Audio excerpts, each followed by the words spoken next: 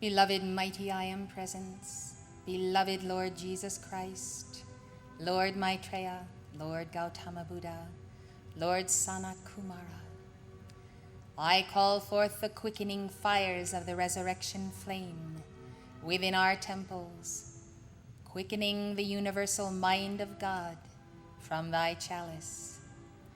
Let the four quadrants of being receive the light, O God. Let the darkness be bound, cast into the eternal flame, and be no more. We come together to celebrate thy divine wisdom and the fire enfolding itself. We come together, O God, for the raising up of the mother flame. Come forth, Brahman, with the word, in the beginning and in the ending. I am that I am. O thou mighty word, O thou mighty work, let thy forces be balanced in us, that we might work a work of light in our day. Thrust ho, all opponents of the light of the wisdom of the Christ and the Buddha. Let them be gone, let them be bound by the power of Elohim and the ruby ray. Let thy light descend, O God. For the victory of the God flame we pray. In every heart of light through all of cosmos, O thou divine Mother Omega, beloved Alpha, succor life and bring them to the pinnacle of thy praise. In the name thy Roshana, Akshobhya, Ratna Sambhava, Amitabha Amoga Siddhi, Vajra Sattva, Avalokiteshvara Kuan Yin, Padma Sambhava, Lord Moria El and Lanello, we stand in the mighty conflagration of the age, the violet flame that does pass up through us, consuming all unlike our divine self.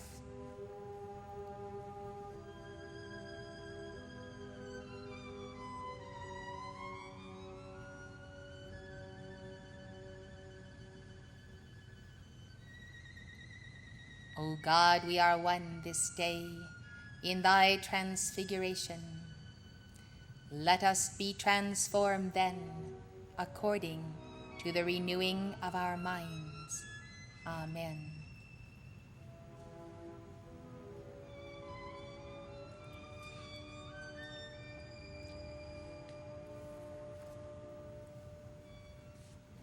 Please be seated. Take out your notebooks.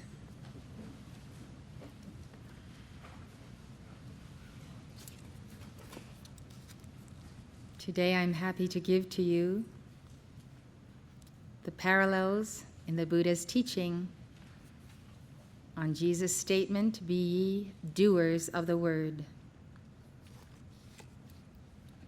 In the Surangama Sutra, Gautama admonishes his disciples after giving them a teaching on the nature of their true mind. Though you have heard much of my Dharma, you have failed to win the holy fruit of Buddhahood. In this case, Dharma means teaching. Ananda, one of Gautama's chief disciples, realizes that he has not followed the injunction of the Buddha to become the teaching. The sutra says, when Ananda heard this solemn teaching, he became very sorrowful, and with tears falling, with forehead, hands, and feet touching the ground, he paid homage to the Lord. Then kneeling, he said, "Noble Lord, since I determined to follow thee and become thy disciple, I have always thought that I could rely upon thy supernormal strength, and that it would not be difficult to put thy teaching into practice. I expected that the Lord would favor me with an experience of samadhi in this body. Although I have become a disciple of Buddha, my heart is not yet absorbed in enlightenment. I am like a prodigal son who has forsaken his father. I now see that in spite of my learning, if I am not able to put it into practice, I am no better than an unlearned man. It is like a man talking about food, but never eating and becoming satisfied. We are all entangled in these two hindrances, knowledge and learning, and vexation and suffering. I can now see that it is all due to our ignorance of the eternal and tranquil nature of the true mind. Pray, my Lord Tathagata, have mercy upon us all. Show us clearly the mysterious enlightening mind, and open our true eye of enlightenment. The Ascended Masters have often exhorted us to be doers of the word. On September 29th, 1974, Serapis Bey emphasized that each of us has the karmic accountability of putting what we hear in a dictation into practice. We will listen to this excerpt from Serapis.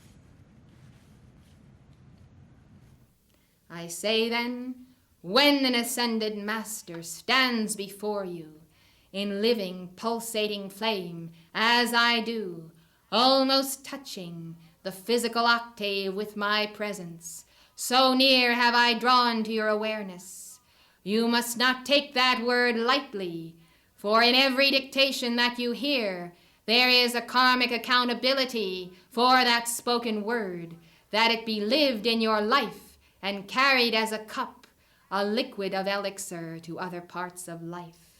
If you then hear the word, be then doers of the word, for that is your responsibility. In the Buddhist text entitled Milinda Panha, or Melinda's Questions, a monk by the name of Nagasena instructs King Milinda on the importance of the work of a disciple. Milinda was probably the Indo-Greek king known to classical Greek historians as Menander. Milinda is the Pali word for Menander. He was the ruler of a large empire extending from Greece well into India in the 2nd century BC, about 160 to 135 BC. The questions and answers in the text show the process of the king's conversion to Buddhism, as Nagasena solves the problems raised by the king with vivid parables and similes.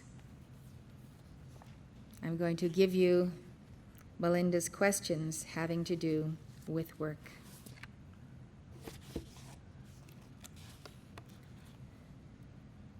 King Milinda says, Reverend Nagasena, this too was said by the Tathagata. Do not you, Ananda, be occupied with honoring the Tathagata's bodily remains. And again it was said, venerate the relic of him who is to be venerated. By doing so, you will go from here to heaven. This too is a double-pronged question. It is put to you. It is for you to solve. Nagasena replies, but this was not said in regard to everyone, but only concerning the conqueror's sons. In Buddhist tradition, the conqueror is the Buddha, and his sons are the disciples. Do not you, Ananda, be occupied with honoring the Tathagata's bodily remains. For this, sire, is not work for the conqueror's sons, that is to say, veneration. Rather is this to be done by the conqueror's sons. Thorough comprehension of the karmic formations, attentive mind work, contemplation on the 4 applications of mindfulness, seizure of the essential in the objective support for meditation, warfare against the defilements, intentness on their own goal. By the remainder, whether devas, divine beings or gods, or mankind, is veneration to be done. As, sire, what has to be done by the princes of the earth is a training in regard to elephants, horses, chariots, bows, swords, writing and reckoning on the fingers. And in the duties of the policy of statecraft, hearing cases, gaining intelligence, fighting and recruiting, while what has to be done by the remainder, the ordinary merchants and workers, is agriculture, trade and cattle keeping. Even so, sire, this is not work for the conqueror's sons, that is to say, veneration. Therefore, sire, the Tathagata's saying, do not engage in those occupations that are not work for you. Engage in those occupations that are work for you. Do not you, Ananda, be occupied with honoring the Tathagata's bodily remains. If the Tathagata had not said this, sire, the monks would have caused there to have been obsession with his bowl and robe, and would have paid veneration to the Buddha himself. King Milinda said, "It is good, Reverend Nagasena, so it is, therefore do I accept it." This teaching tells us that every caste has its lawful work. And so the conqueror's sons, his closest disciples, do not venerate his body or his robe or his bowl, for they should self-contain the devotion, and they already know of the inner Buddha, the Buddha that is within them. Their work then, as it is listed here, is interesting to discover. Thorough comprehension of the karmic formations. Dealing with karma, the means of the formation of karma, the means of the balancing of karma, which obviously does entail work. Attentive mind work, the absolute God mastery of the mind of God within the lower vessels. Contemplation on the four applications of mindfulness. Seizure of the essential in the objective support for meditation. Warfare against the defilements, that is, against the poisons, against all that is not of the light. Intentions on their own goal. Definite major purpose, concentration of the mind and the energies of the disciple to achieve the end of his total liberation from this octave.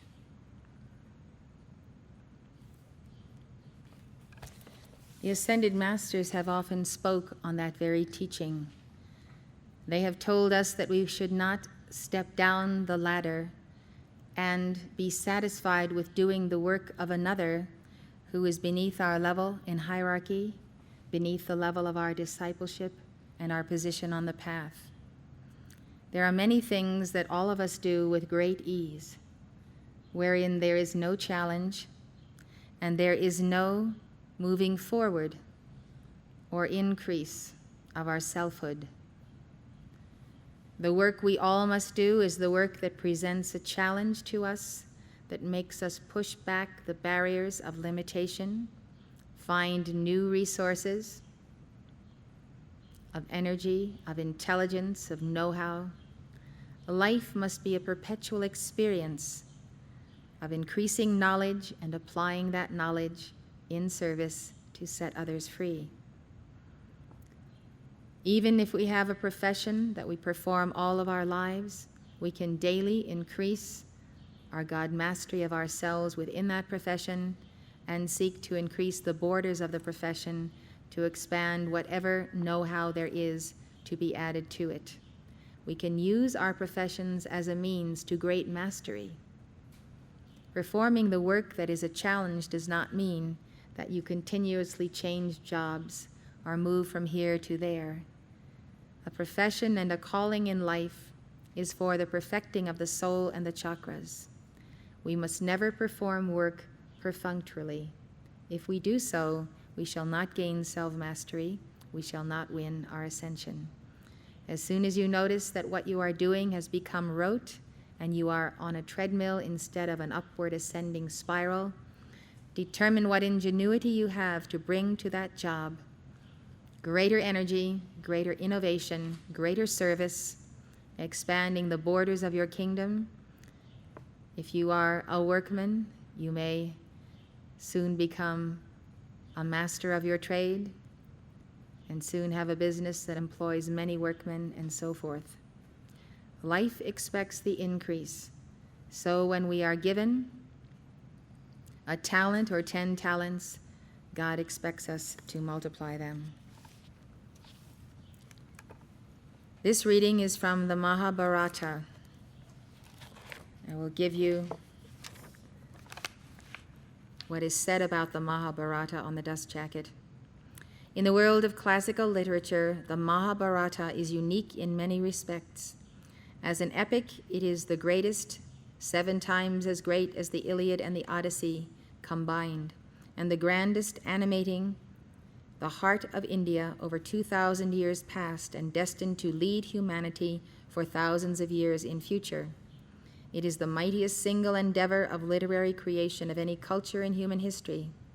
The effort to conceive the mind that conceived it is itself a liberal education, and a walk through its table of contents is more than a Sabbath day's journey. The translation was completed and serially published in 13 years from 1883 to 1896 AD in 100 fascicules. The original edition was out of print within the life of Mr. Ganguly and is made available once again. He is the translator. Mahabharata is spelled M-A-H-A, B-H-A-R-A-T-A. It's one word. Mahabharata. And this is translated by Ganguly, G-A-N-G-U-L-I. Arjuna said, "If devotion, O Janardana, is regarded by thee as superior to work, why then, O Kesava, dost thou engage me in such dreadful work? By equivocal words thou seemest to confound my understanding. Therefore tell me one thing definitely by which I may attain to what is good." The Holy One said, "It hath already been said by me, O sinless one, that here are in this world 2 kinds of devotion, that of the Sankhyas through knowledge and that of the Yogins through work. A man doth not acquire freedom from work from only the non-performance of work, nor doth he acquire final emancipation from only renunciation of work, nor one can abide even for a moment without doing work. That man of deluded soul who, curbing the organs of sense, liveth mentally cherishing the objects of sense, is said to be a dissembler, D-I-S-S-E-M-B-L-E-R, dissembler. It comes from the verb to dissemble. Who knows the definition of that verb? No, that would be disassemble. This is dissemble, D-I-S-S-E-M-B-L-E. I can't hear you. Take issue with? No. You have to speak louder. No, the meaning of that's not correct either. To integrate? No. That's correct. I'll read you the definition. To pretend, to disguise.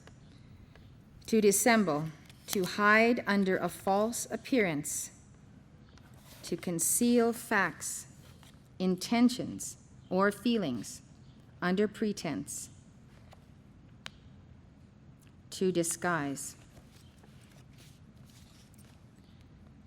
So that's the meaning of the verb to dissemble, and a dissembler is one who hides under a false appearance, conceals facts, intentions, or feelings under pretense to disguise. Now I'll read you the sentence. That man of deluded soul who, curbing the organs of sense, liveth mentally cherishing the objects of sense, is said to be a dissembler. He, however, O Arjuna, who restraining his senses by his mind, engageth in devotion in the form of work with the organs of work, and is free from attachment, is distinguished above all. Therefore do thou always apply yourself to work, for action is better than inaction. Even the support of thy body cannot be accomplished without work. This world is fettered by all work other than that which is performed for sacrifice. Therefore, O son of Kunti, perform work for the sake of that, freed from attachment.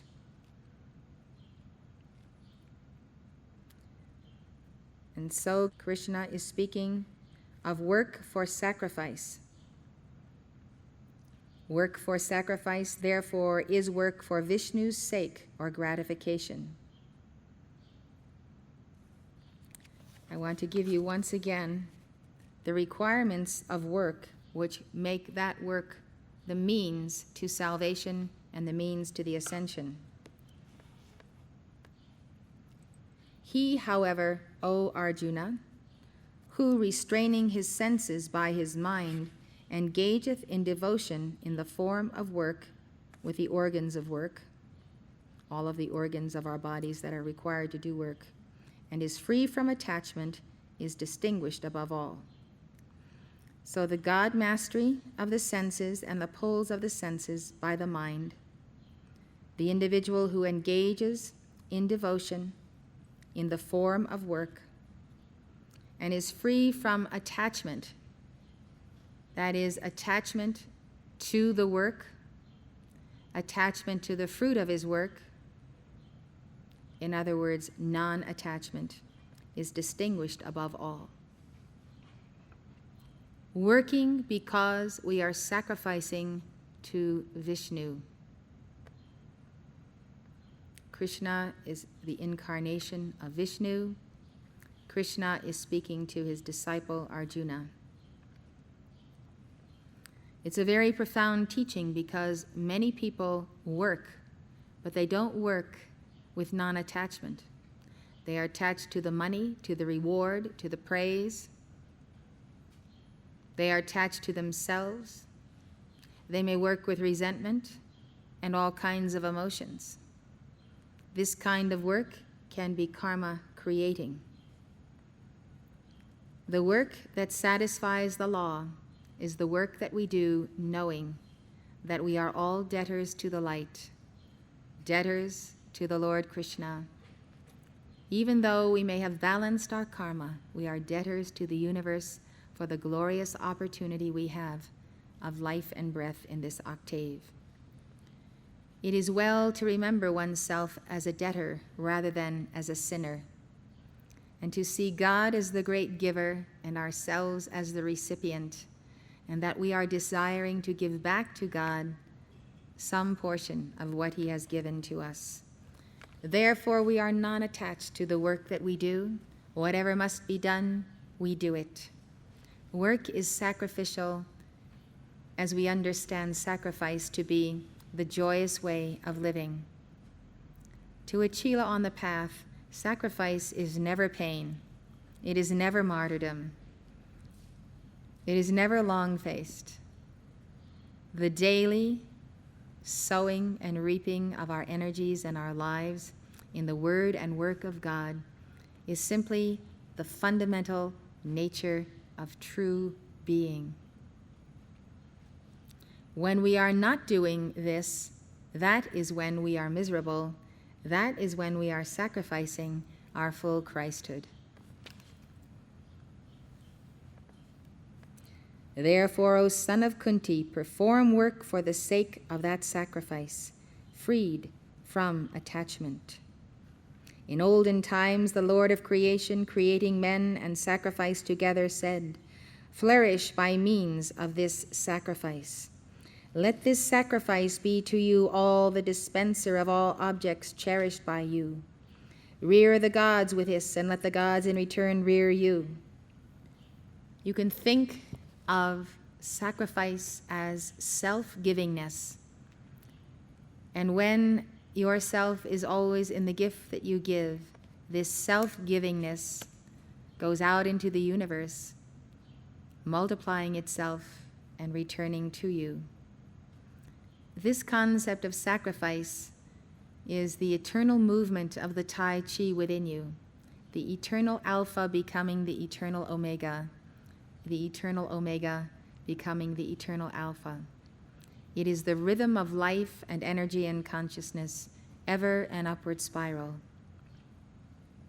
If you ever come to the place where you are weary in body and mind and begin to resent the work you are doing, you must pause and withdraw, affirm the light, plug into your source, refresh yourself and renew again, and remind yourself that whatever you are engaged in is for the cosmic Christ. And you are becoming that cosmic Christ because you are a part of the work. I and my work are one. Therefore, you take great joy in your work because it is the manifestation of yourself and your God. Thus, fulfilling the mutual interest, you will obtain that which is beneficial to you. Propitiated with sacrifices, the gods will bestow on you the pleasures you desire.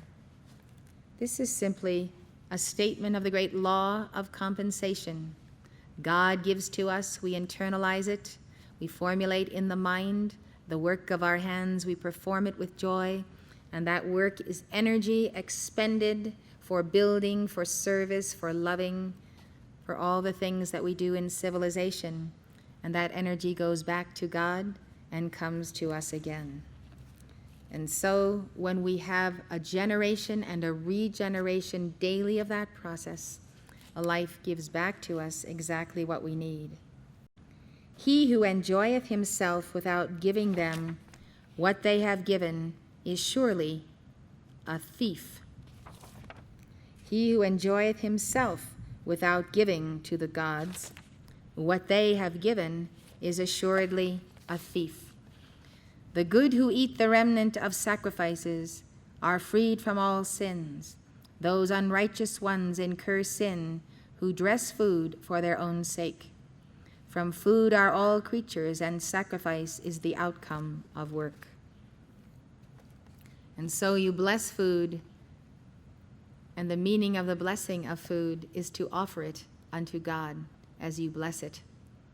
And when so doing, then you are taking into your body blessed food charged with light, and you are keeping the energy continually moving between yourself and the great central sun. Know that work proceeds from the Vedas. Vedas have proceeded from him who hath no decay. Therefore, the all-pervading Supreme Being is installed in sacrifice.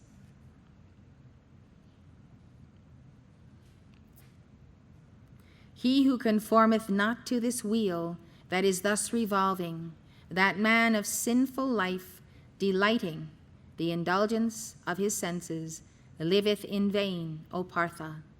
The man, however, that is attached to self only, that is contented with self, and that is pleased in his self, hath no work to do.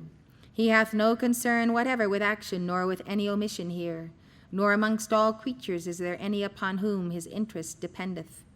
Therefore always do work that should be done without attachment.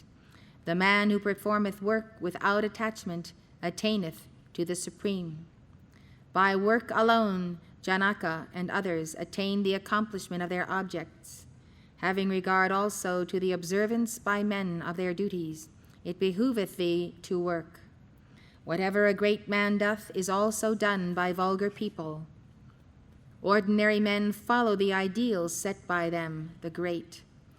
There is nothing whatever for me, O Partha, to do in the three worlds, since I have nothing for me which hath not been acquired.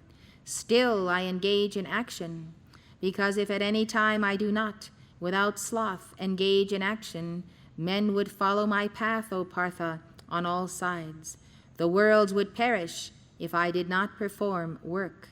and I should cause intermixture of castes and ruin these people. The teaching is that no matter how far you are advanced on the path, whether you are Lord Krishna himself and have no need, because you are complete in yourself, no need to engage in the work to take into yourself the feminine or the yin principle. You must do so because those of lesser castes, lesser evolution, lesser chelaship will follow you and take your example. So while we are in the matter cosmos, we engage in the work and we take joy in our work to do it perfectly and well as an offering upon the altar of God with non-attachment that we should receive reward for our work or the praise of men or the thanks of men.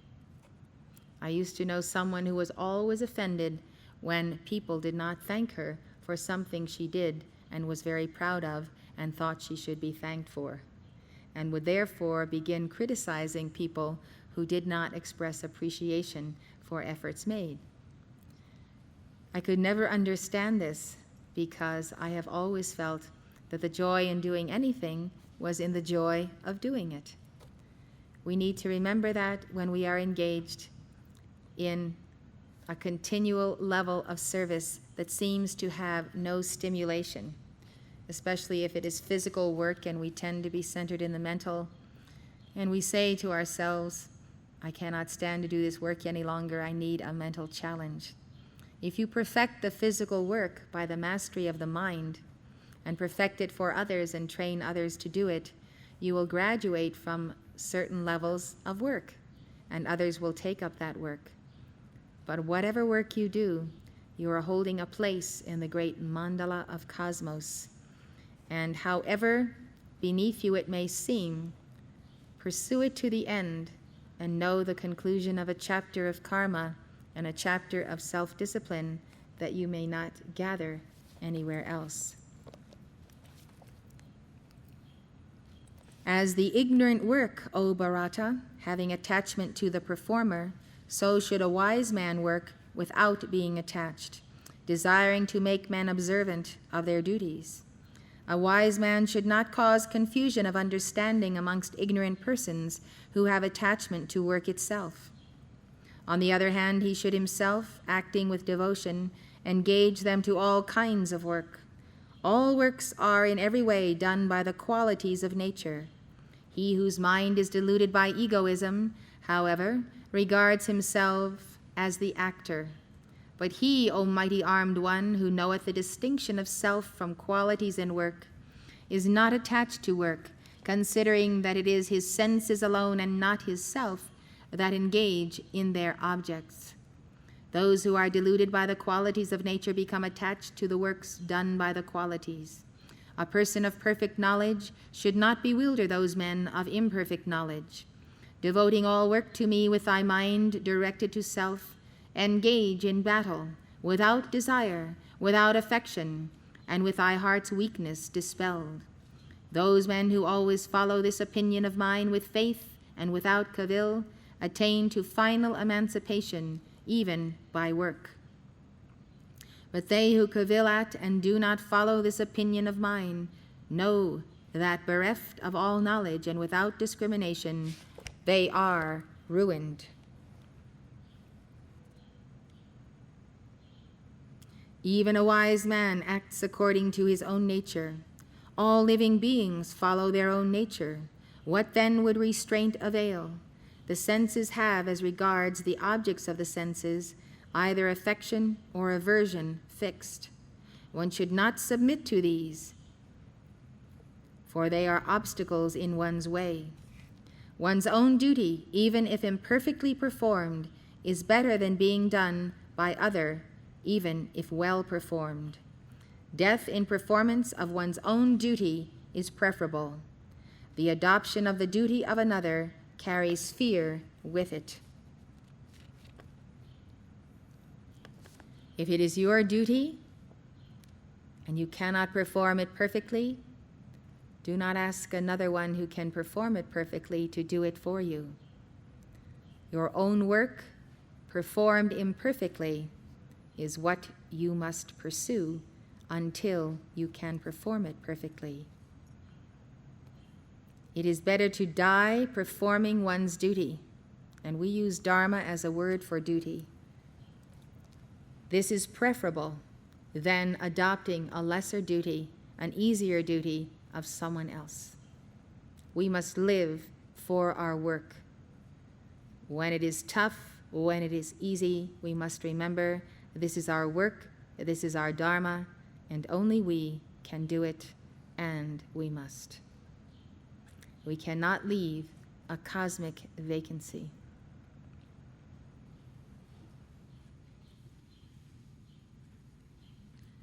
Lord Lanto himself called us to prepare to be teachers and ministers, and not hearers of the word only. In his dictation delivered October 12th, 1975, he takes up this topic. Let your strength be according to your demand upon the flame of life. Let your strength be according to your pumping of that well of the waters that are given freely to all. Let your strength so be according to your perception of the need, through the eye of the mother, the need of humanity.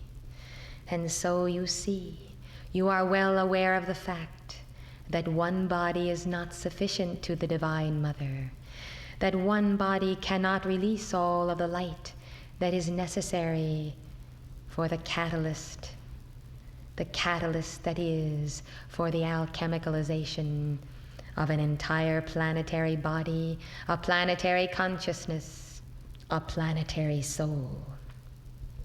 And so, the Mother has invented many bodies, and you are all the many bodies of the Mother. And now the call goes forth from the royal Teton that you be the voice of the Mother, that you rise to the calling and to the initiation to be teachers and ministers and lecturers of the Word.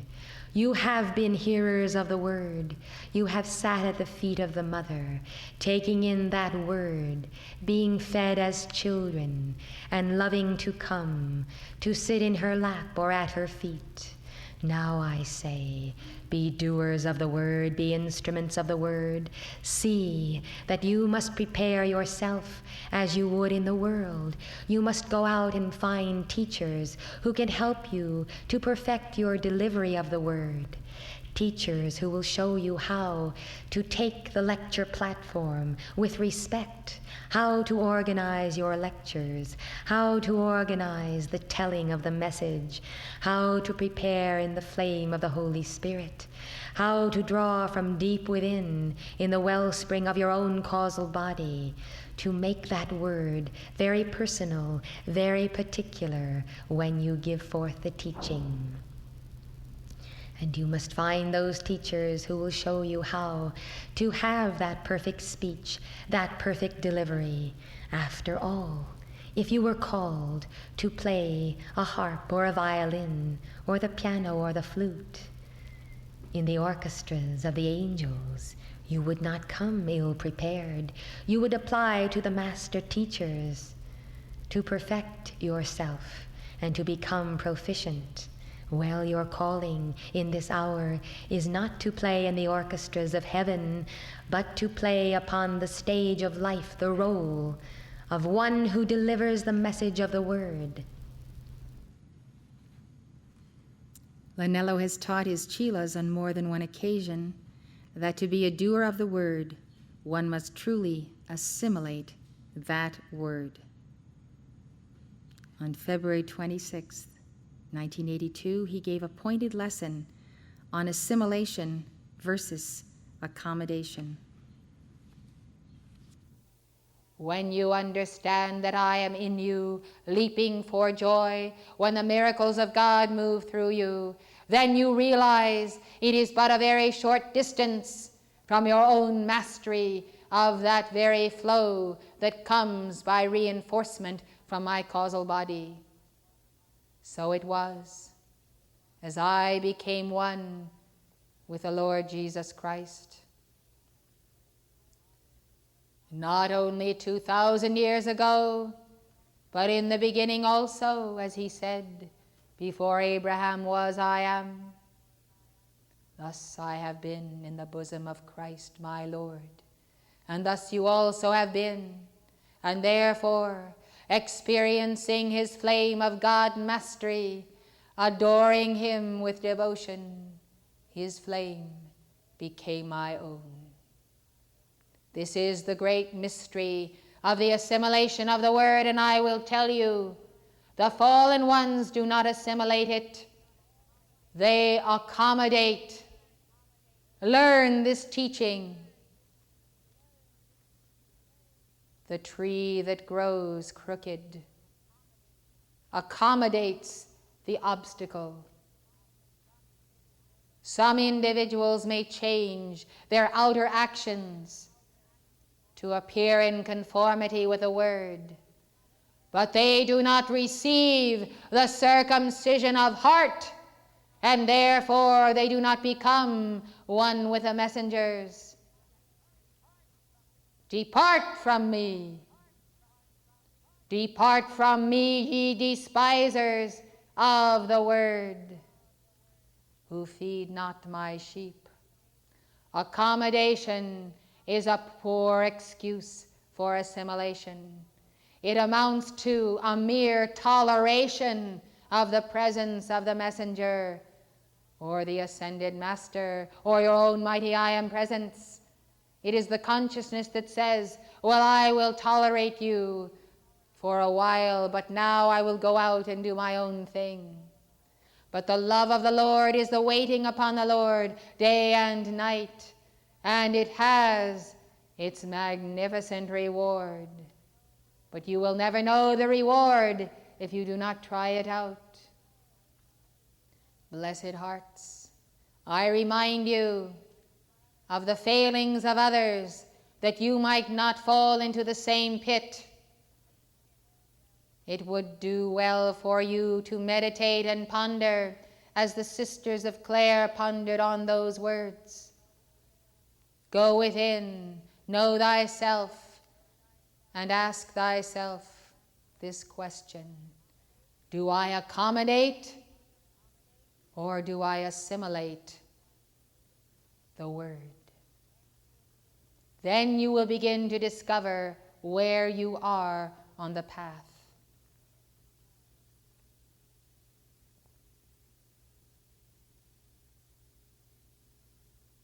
There have been times when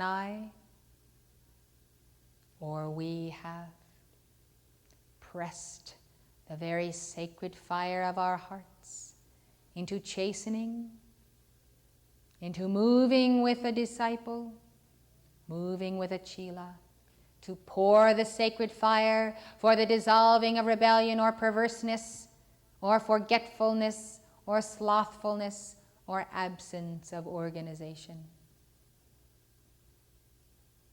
And the disciple will nod and agree. It is so, it is interesting, I will do it. But the very next day, the repetition of the same performance. This is accommodation. This is agreeing with the devil whilst thou art in the way with him, treating the Christ as you treat the devil. Assimilation is the fervent desire to be in the vibration of your own Christ self, and the willingness to suffer whatever pain comes from the sacrifice. It is only momentary, for bliss follows the heart that is in love with God. Therefore, the only successful path of chelaship is through the heart of the living word, through the heart of Sanat Kumara, through the sacred heart of Jesus Christ, through the immaculate heart of Mary, not asking for favors, but saying, Lord, I would live in thee and thou in me. I would bear thy burden. I would experience thy pain. I would draw forth the healing light to heal thy burden in this octave. Go through the heart of the messengers and find the thread of contact with the Christ. This is why we are here. The gateway, only the gateway to your own blessed Guru. Weave the deathless soul or body by going through our heart, for there you will find the heart of your own Christ self that you do not yet contact because you do not have the ability to mount around and through and above your karma to the place of the Holy of Holies. Therefore we are physical yet, so that we bring to the physical octave, to the physical nearness of your own being, that heart of fire, which you too will one day reach.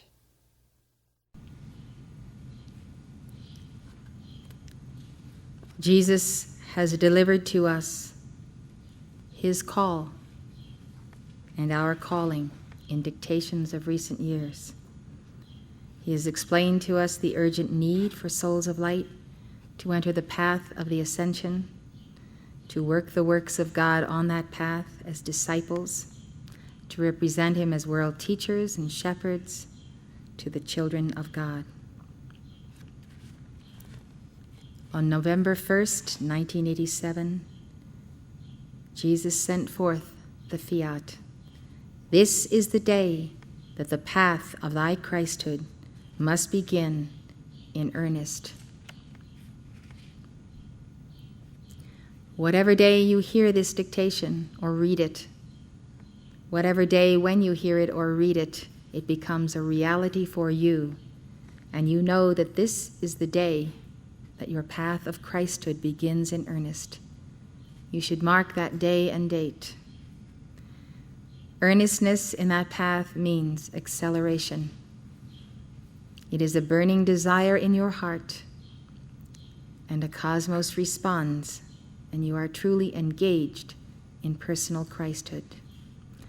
There is a difference between engaging and not engaging, just as there is a difference between assimilation, the total digestion of the word until it lives in every cell of your four lower bodies, and accommodation, where you make room for it in your life but do not allow it to enter in. People who do the accommodation are those who follow the rituals of the church and affirm their belief in a certain doctrine and dogma, but never really assimilate the word that was incarnate in Jesus Christ. So they make room for that in their lives, but not in their consciousness and being and inner being. The same is whether or not we engage or we do not engage in the path of Christhood. The engaging is a certain fixing of the mind on God, and one's mind never leaves God, never leaves the mind of God, and one's inner ear is always listening for the call from God or the call from those in need on earth who need one. One is perpetually available to God when one is on the path of Christhood, seeing every experience as the ritual of the perfecting of the word within, its assimilation, and only then, of course, can we have the perfecting of the outer work, which is the result of the inner word and its assimilation. Listen now to Jesus' declaration of this day and date, and ask him to give you the initiation of the spiral from this dictation, because you desire to be locked into your path of personal Christhood. Blessed hearts, it is the hour, and this is the day of the marking of the hour, November 1st, 1987. Mark it well, beloved, for it is a date written in the book of life. And for this reason and on this date, I have come to these twin cities to celebrate our twin flames, each and every one of you as Alpha and Omega. I have come to bring to you then the word of our Father, and it is this: the hour has come for you to understand, beloved, that nothing less then becoming the Christ will suffice as fulfillment or requirement of the law. Too long and long enough have you been blessed and fed by other anointed ones. Have you come to receive in your church services, in your synagogues and temples and mosques?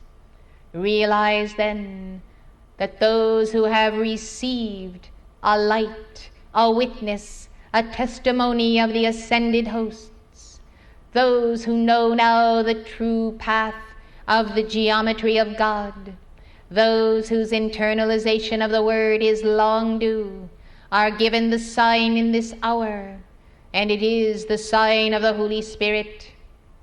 This is the day that the path of thy Christhood must begin in earnest. Not till tomorrow, but today, my Christ, thy Christ one. Counting this day, if you will, as the first day of an earnest discipleship unto my flame and heart, I draw you, if you will be drawn. I receive you, if you will indeed be received. Therefore, beloved, know that I, Jesus, declare this day formally with my Father as the commencement of a path for light bearers of the world who know that in my mantle and in my momentum there is a gift to be received, to be earned and won. I, Jesus, come to you, beloved, in this hour to impel you forward, for I will not leave thee except by your own request, and therefore I will be as the hound of heaven, to many yet sleep, having been awakened, yet preferring sleep. Be quickened, beloved, and know that the accountability is upon you from this day forward, and that the law does require it for thy salvation, for the very survival of the soul herself. Cosmic cycles have turned, and in their turning, even the days and the hours of thy life, now numbered, must be filled with light, and the cup filled daily. For, beloved, if you heed me not, you will find yourself at the conclusion of this life, wanting in the light necessary to make the transition to higher octaves. Foreseeing the world as I foresee it, I do not recommend in all cosmic honor that you plan on re-embodying again on this earth. The hour of your fulfillment is come. Your Christhood is nigh and has been knocking at the door for many years and lifetimes, and some who have known this path and received, as it were, a mouth-to-mouth resuscitation by the chakras of the messenger, have yet retained the light and not sought the mastery of the light, the self-perfecting in the light, the protection of the light, and the will to be as God is. Thus we minister unto you. Now we say, become that Christ. Receive your Lord and your God into your temple.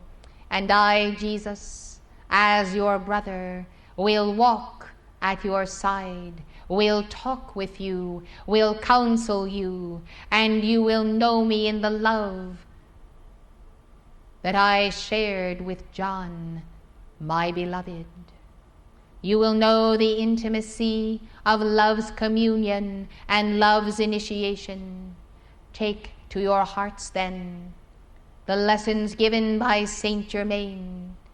Resolve to keep the flame of life that is your own Christhood, for only in that Christ flame do you have with you eternal life. Blessed ones, your eternal life is not something to be set aside as a garment or to be left in heaven.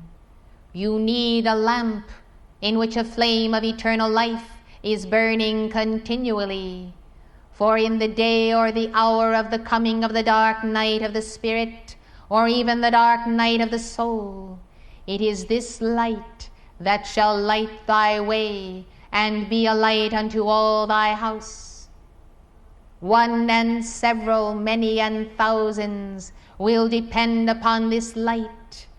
And in the day of your appearing in this Christ, you will be grateful unto God that you have heard me and heeded my word. For so you shall see that 10,000 may be saved, because the flame of eternal life is burning brightly in the temple of being.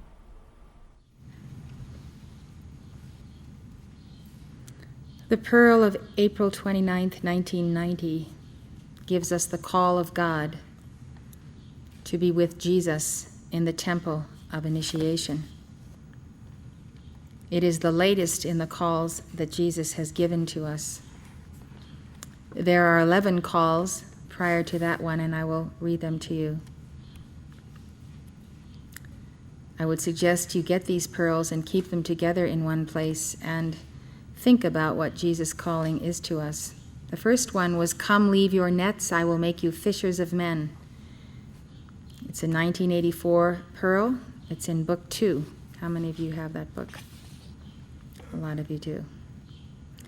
Then the second one is, "Take up the sword of the Spirit and fight for my sheep, ere they are lost to the clutches of the drug peddlers and the peddlers of deceit and annihilation."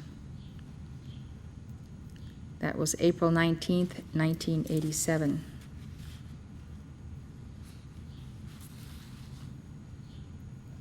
The call to the path of the ascension was May 28th, 1987. Then Jesus said, "I call you to be world teachers," and that's in the same pearl, May 28th. In the same dictation, he said that he was making the call for 10,000 keepers of the flame. Then on October 4th, 1987, he said, "I call you to be my disciples." And in that same dictation, he said, "I ask that you renew your commitment to giving my watch, my vigil of the hours."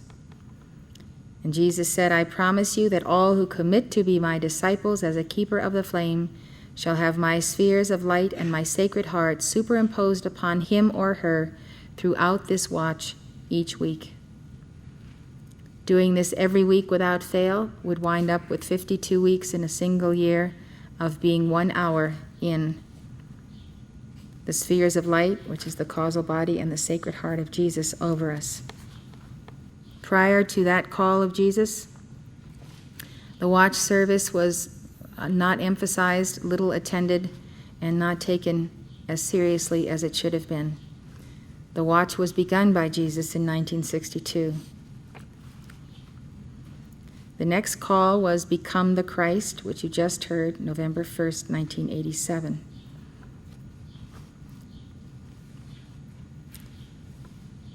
Then on February 28th, 1988, Jesus called us to be true shepherds of the children of God. On November 24th, 1988, he said, "I call you to the house of the Lord, your mighty I am presence." On November 23rd, 1989, he said, "I command you to allow that Christ to descend into your temple." And then the final one, the call of God to be with Jesus in the temple of initiation. This list of calls is on the back of this year's Pearls, volume 33, number 16.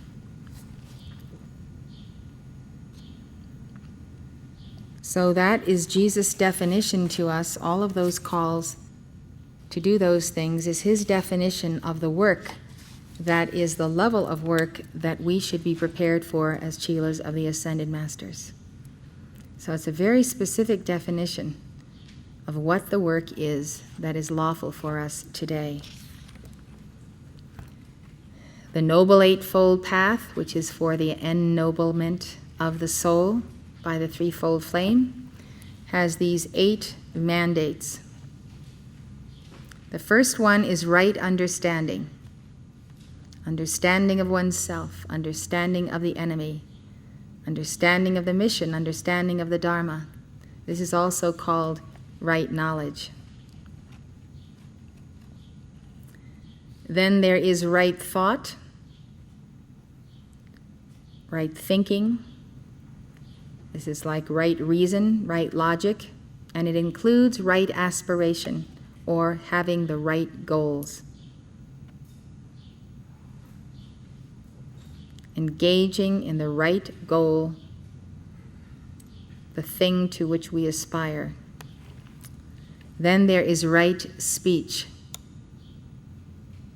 You really can't get back to God without right speech, which means all vulgarities and negatives and condemnations and disrespectfulness and so forth cast away, using one's mouth as though it were the mouth of God.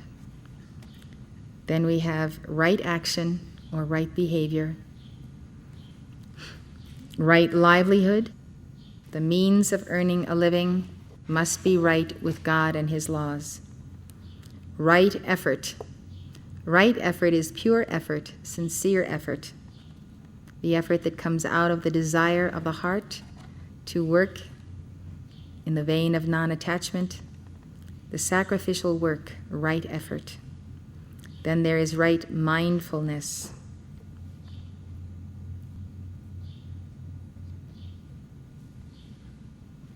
Being mindful at all times of our responsibilities, our obligations, and what God would expect us to do in any given circumstance or situation.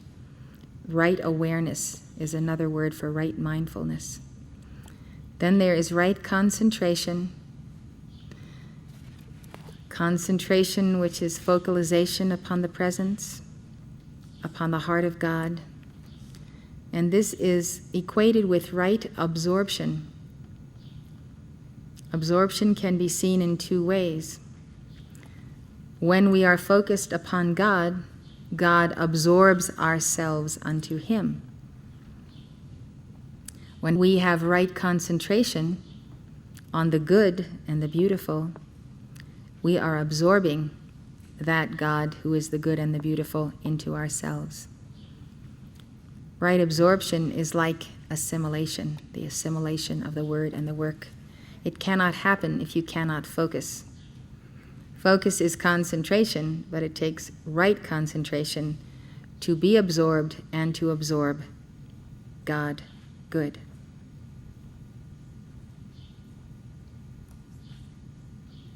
We have an interesting observance into the profile of sons of the Solitude in the book A Dweller on Two Planets. There's not only Rai Wallen and the high priest Mainen, but there's Ernin, Rai of the Swearneys. Unique individuals, all of them having adeptship, all of them initiates on the path. Phylos says of the youth of Wallen and Mainen that in the days of their youth, they had gone forth into the solitudes of the vast mountains where only the sons of Inkle had abode. These men were the theocristic or occult adepts of that olden age. We have an example of a son of the Solitude, in fact, 2 sons of the Solitude, in scriptures, one being Abraham himself, one being Melchizedek, the priest. He was the king of Salem, which means king of Jerusalem. These individuals, plus the Lord Christ, Jesus, are the definition of sons of the Solitude, and I cannot judge whether or not any of the prophets fit that description. Prophets are messengers of God, and what their level of attainment or karma was in those days, I do not know.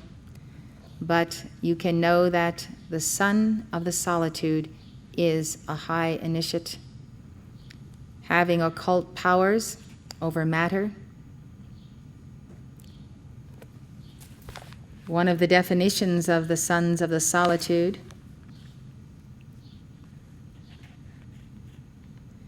is that they are called by God at some point in their life, and they come apart and they receive, whether in the retreats of the Great White Brotherhood on the etheric octave or on the physical plane, training that quickens and awakens in them their past accomplishments.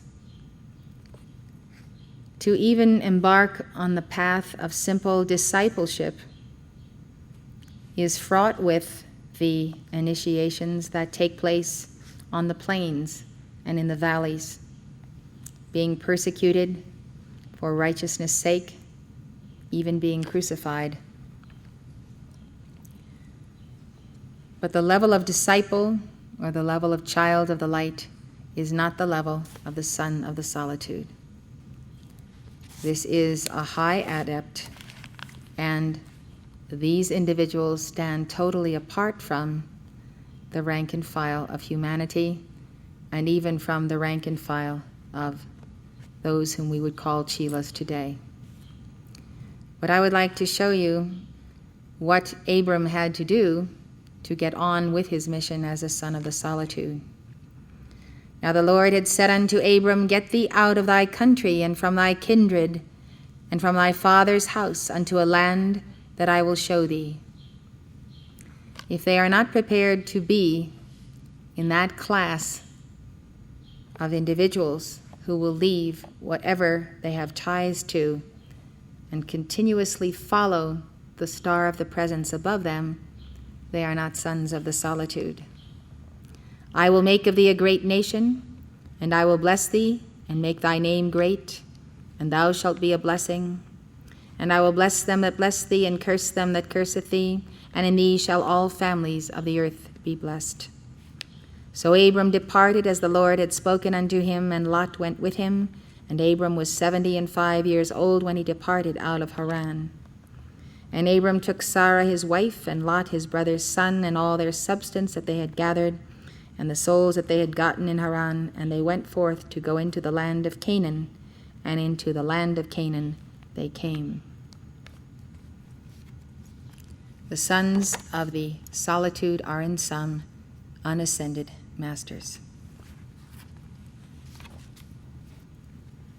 On page 137 of A Dweller on Two Planets, Phylos says that the sons of the solitude were indeed chary of their wisdom then as now, but to Wallen and Manon they imparted it without stint. They had no families then, nor do these students of God of nature deviate now from the same celibate principles. None who hope to achieve their deep knowledge will mate. There is a footnote reference to 1 Corinthians, and so I'm going to read this to you. It's 1 Corinthians 7. Our topic then is celibacy. Now for the questions about which you wrote. Yes, it is a good thing for a man not to touch a woman.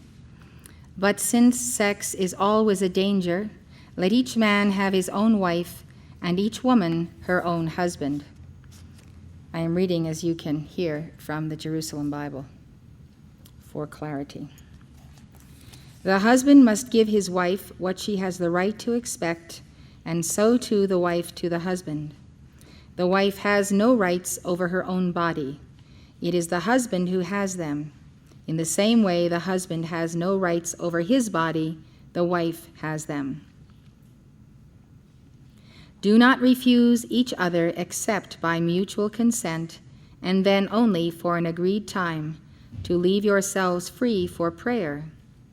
Then come together again in case Satan should take advantage of your weakness to tempt you. This is a suggestion, not a rule. I should like everyone to be like me, but everyone has his own particular gifts from God, one with a gift for one thing and another with a gift for the opposite. I would like to comment on this.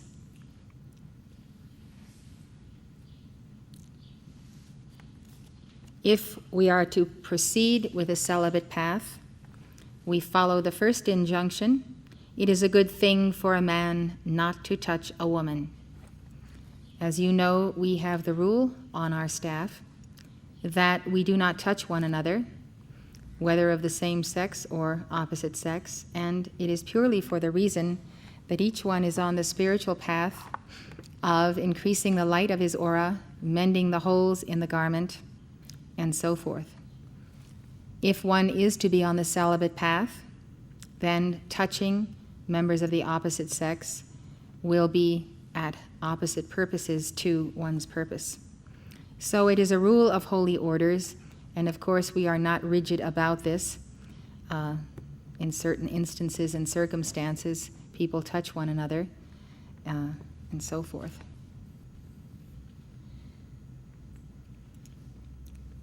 Paul says within the same sentence, "But since sex is always a danger, let each man have his own wife and each woman her own husband." This is the foundation of our teaching, that we should be on the celibate path, or we should be married, and there should not be sexual interchanges among those who are not married. The reason for this is very profound. It is not only an exchange of the sacred fire, but it is an exchange of karma. There is a taking on of one another's karma, and there is the taking on of the levels of the genetic strains. So it is a very burdensome thing when people are promiscuous, sharing the sacred fire and their energies with many people. And this is something that you want to overcome and be delivered of, because it works against the path of your union with God. As you know, diet has a great deal to play in this resolution, and so does God himself, who helps anyone who determines to have this resolution. Nevertheless, God has desired and willed that disciples on the path have a helpmate if they want that helpmeet. So if you desire to be married, you need to make that a part of your definite major purpose, describe the individual and the qualities in that individual that you are seeking, and then go about incorporating into yourself those qualities, because to attract them in the opposite polarity of yourself, you must also contain them.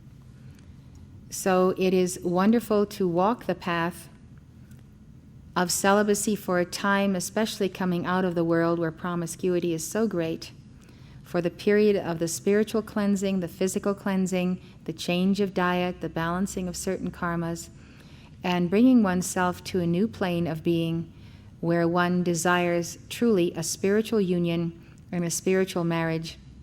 And by that I mean to unite with someone with whom you share profoundly in a spiritual sense of the word. Now, even the Ascended Masters agree that marriage is a contract, and in this world is a contract of agreement between two people, and sex is a part of that contract and that agreement. Therefore, it is well to have a serious, practical discussion before ever marrying as to what the sexual expectations of your partner may be.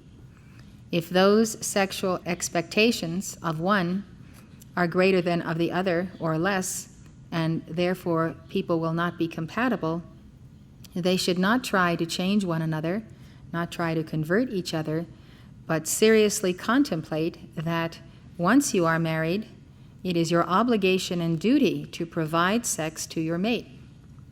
And this is what Paul says: you should not be abstaining unless by mutual consent. So this is a very important question to settle. And on this question, many marriages fail, simply because there is not a meeting of the minds and a self-knowledge of what one needs out of this marriage in a physical way. We have young couples on our staff who, privately, unbeknownst to anyone but myself, practice celibacy. They are very happy in their marriages, they are very normal in their marriages, but they do practice celibacy, and that is the way they want it, and they both agree, so that is their marriage contract. They have agreed that this is what will be between them. Now, Paul warns regarding celibacy. He says it is good to have celibacy for a certain period in the marriage, an agreed period of time, so that you are free for prayer, which in our sense of the word is the raising of the Kundalini. And then to come together again, he says, in case Satan should take advantage of your weakness to tempt you.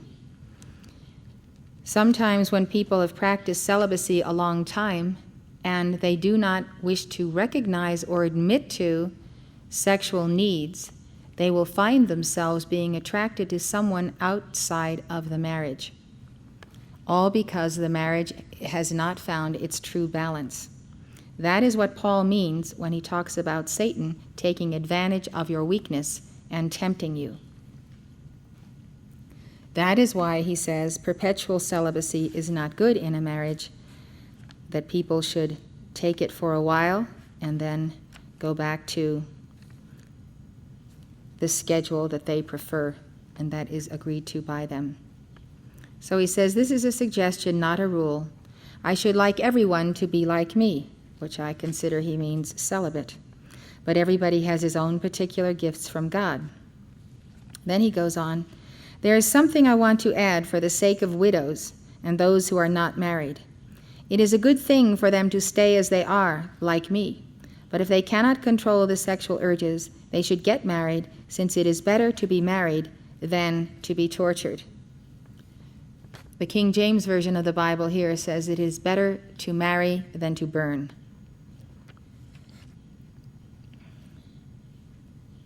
This is very important advice, and if people will admit to themselves what their needs are, they can call to their master, they can call to God for that need to be met.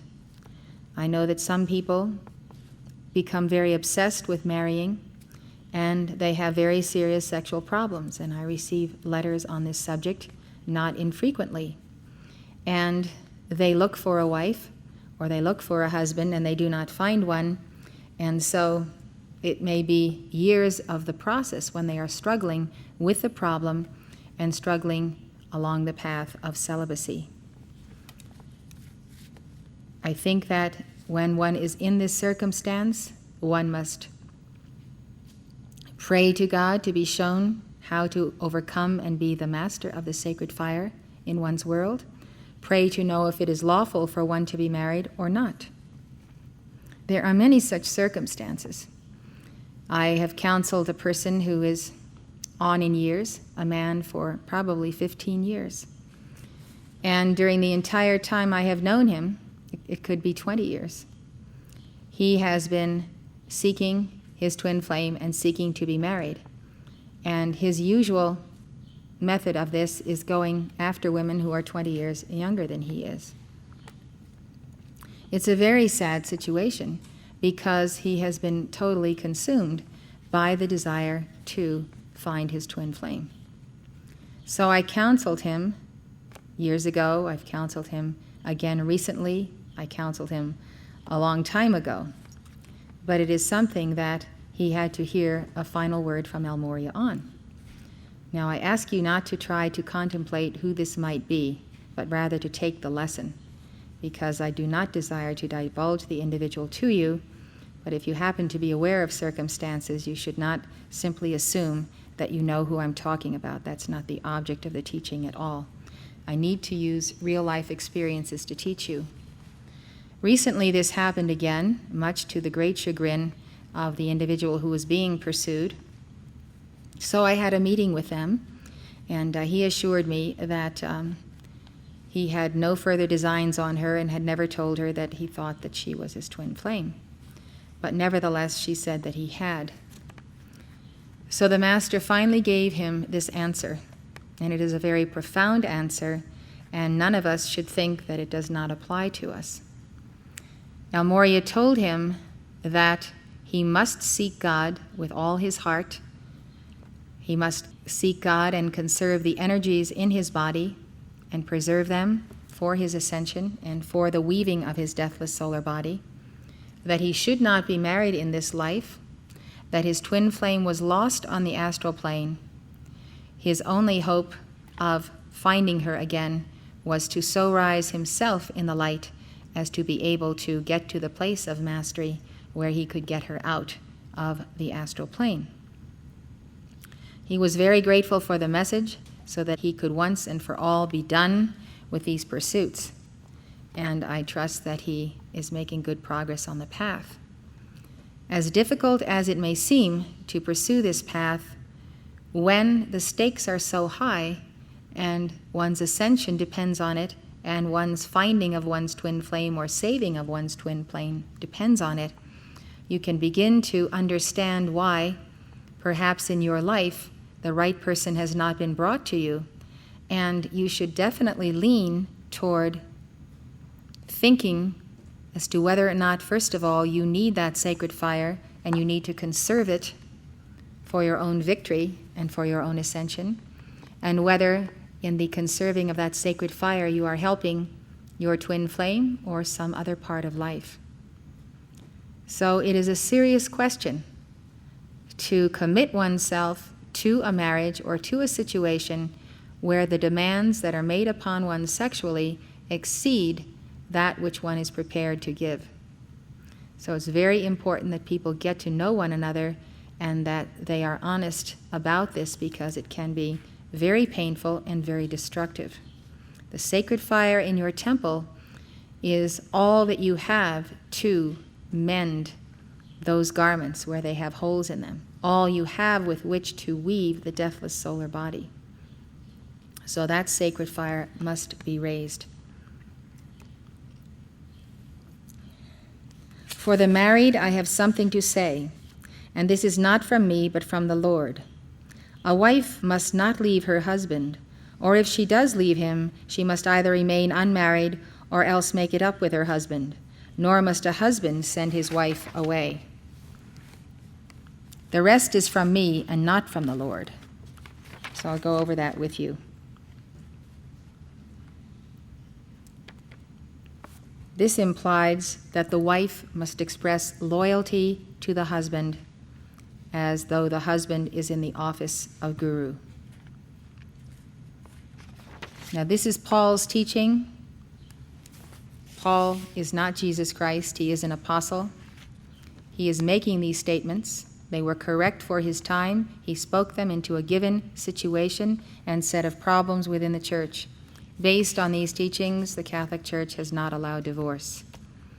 There is no question that the Ascended Masters teach that at times divorce is necessary and absolutely necessary to the path.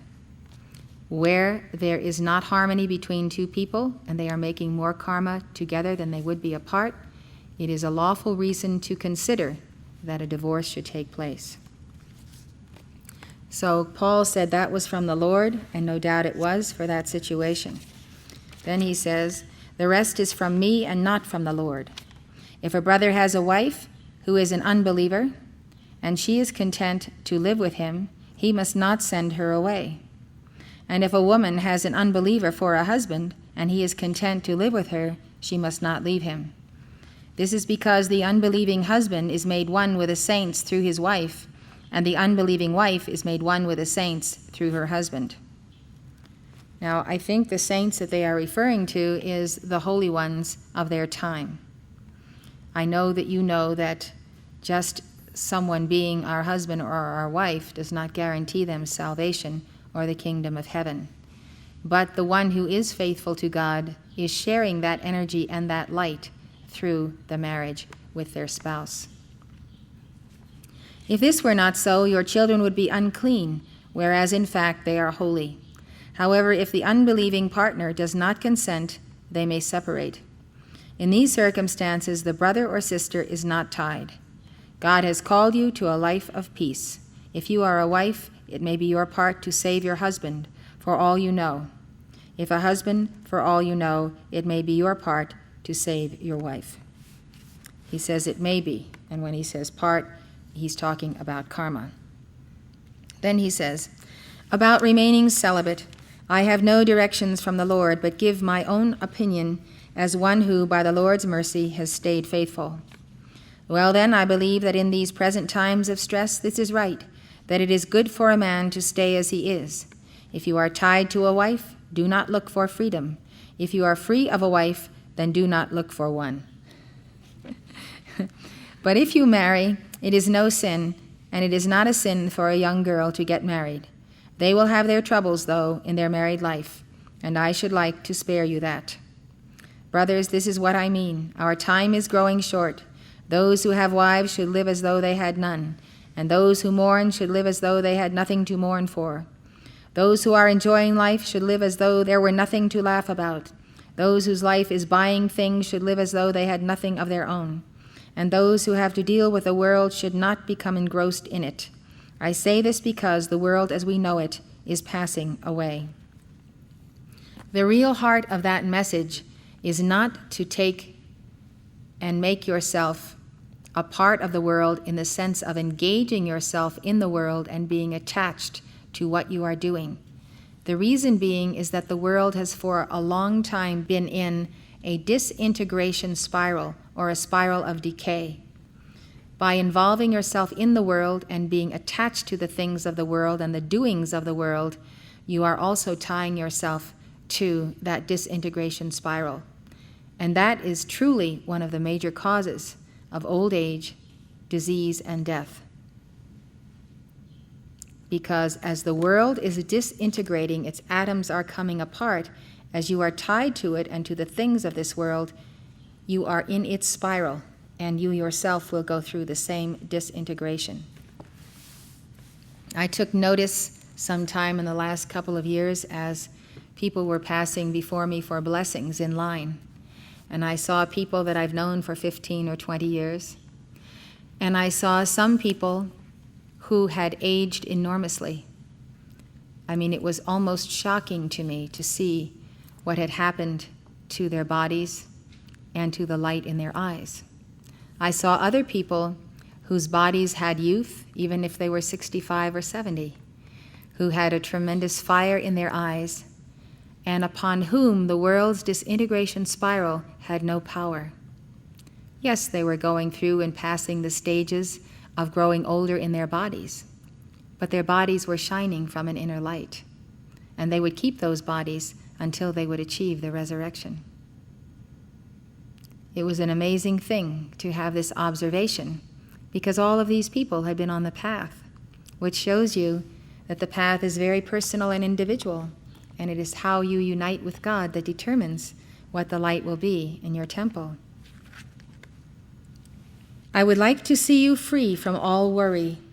An unmarried man can devote himself to the Lord's affairs. All he need worry about is pleasing the Lord. But a married man has to bother about the world's affairs and devote himself to pleasing his wife. He is torn two ways. In the same way, an unmarried woman, like a young girl, can devote herself to the Lord's affairs. All she need worry about is being holy in body and spirit. The married woman, on the other hand, has to worry about the world's affairs and devote herself to pleasing her husband. I say this only to help you and not to put a halter round your necks, but simply to make sure that everything is as it should be, and that you give your undivided attention to the Lord. On May 13th, 1976, Gautama Buddha taught on the consecration of the paths of those who choose to remain celibate and those who keep the flame of the family.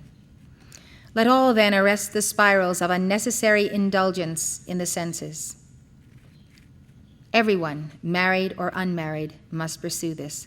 Unnecessary indulgence in the senses. Determine what is necessary. What is necessary for food, what is necessary for exercise, what is necessary for the joy of the Lord in your temple. Let all understand that there is a necessary balance that must be held by the devotees, the very precious balance of light that is held in the chakras.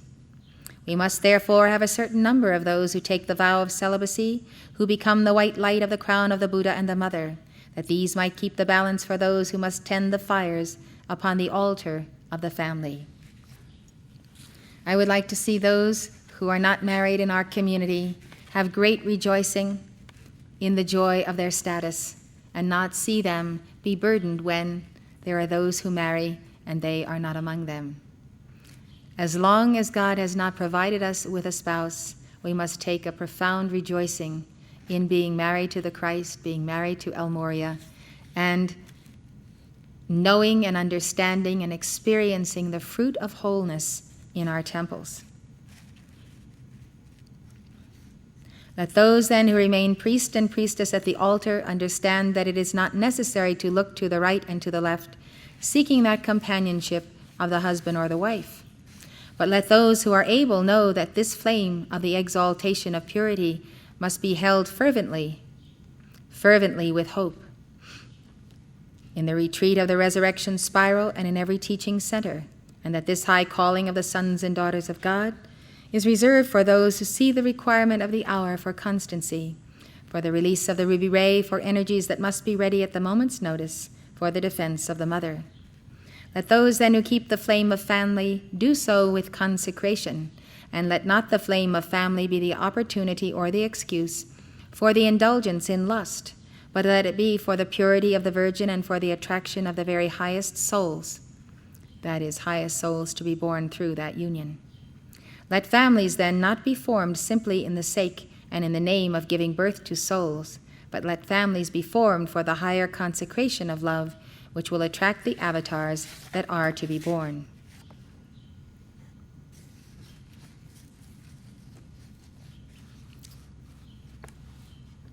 I would like to tell you that I have observed that those who take a true path of chelaship, those whom I have had direct contact with in my staff, who've spent many years working on themselves, purifying themselves, pursuing a path of celibacy, becoming accustomed to that path, gaining a certain mastery of the light in their body temples, they will come to the place where they have reached a certain balance of karma on the path, in their service here, where their eyes could be opened and they could recognize another person on the path who has had a similar many, many years of striving on the path and achieving a certain light and stature in the temple as a result of it.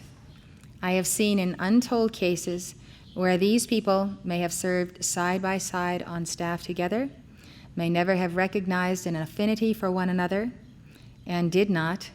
And one fine day, after years of dedicated service to God, they would recognize one another because El Moria would sponsor then their union, and their eyes could be opened, and they could see that that person was there and had been there all the while, but they had to go through certain sets of circumstances to come to the realization of it.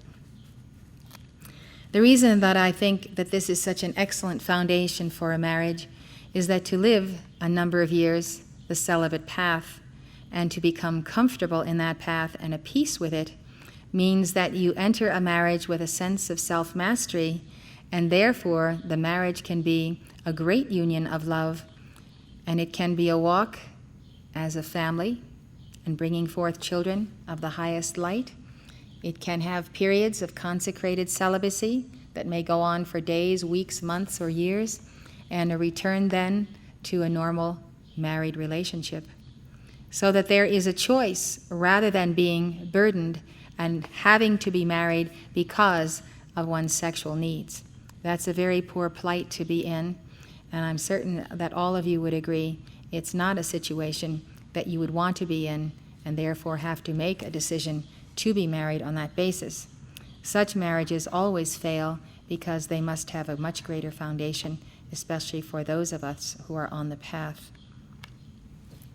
So our holy order of the staff in this community is an order which allows marriage, allows a certain frequency of sex, which El Moria said should never be greater than twice a week, and he said greater than twice a week would deprive you of the necessary energies to weave the deathless solar body and deprive you of that momentum you need for the ascension.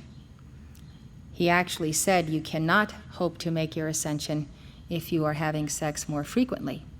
For some people, this is not enough. For other people, it is far too frequent. But to be on staff, that is the rule that you follow, and do so happily. If you don't want to be on staff, you don't have to be on staff. It is a recommendation for all keepers of the flame, and you should know that. Al Moria also stated that those who practice oral sex will not make their ascension in this life.